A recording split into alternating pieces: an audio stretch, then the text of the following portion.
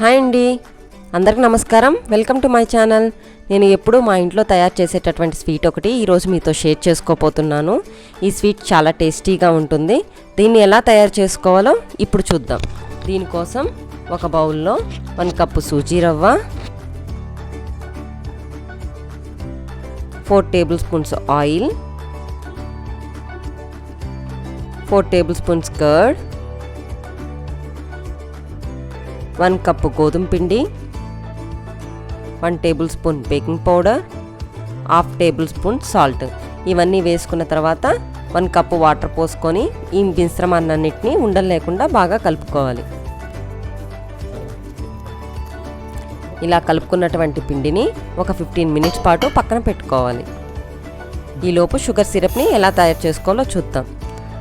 దీనికోసం 1 cup sugar, అలానే 1 cup water, వీటన్నిటిని కలిపి షుగర్ అంతా బాగా కరిగేంత వరకు బాయిల్ చేసుకోవాలి.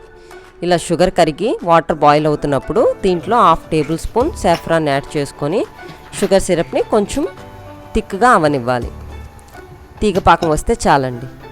తర్వాత పొయ్యి మీద ప్యాన్ పెట్టుకొని దీంట్లో ఆయిల్ వేసుకొని ఆయిల్ హీట్ చేసుకోవాలి. ముందుగా మనం ప్రిపేర్ చేసుకున్నటువంటి బ్యాటర్ని ఇలా కోన్ టైప్లో ఉన్నటువంటి దాంట్లో తీసుకొని, మీరు ఏ షేప్ అయినా తీసుకోవచ్చండి.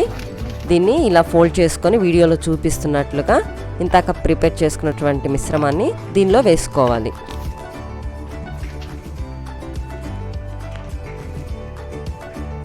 తర్వాత వీటన్నిటిని జిలేబీ సైజుల్లో నూనెలో వదులుకోవాలి. ఒక సైడ్ కాలిన తర్వాత రెండో సైడ్ కూడా వీటిని కాల్చుకోవాలి.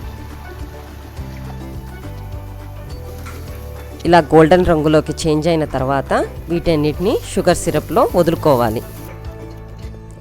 అలానే మిగిలిన బ్యాటర్ని కూడా అన్నిటినీ ప్రిపేర్ చేసుకొని షుగర్ సిరప్లో వీటిని ఒక 15 మినిట్స్ పాటు ఉంచుకున్న తర్వాత బయటికి తీసుకోవాలి. అంతేనండి, స్వీట్ రెడీ అయిపోయింది. ఈ స్వీట్ చాలా టేస్టీగా కూడా ఉంటుంది, అంతే ఈజీగా తయారైపోతుంది. మీరు కూడా ఈ స్వీట్ని ఒకసారి తయారు చేసుకొని మీకు ఎలా వచ్చిందో నాకు కామెంట్ రూపంలో తెలియచేయండి. మీకు నా వీడియోస్ నచ్చినట్లయితే please like, share and subscribe my channel. Thanks for watching.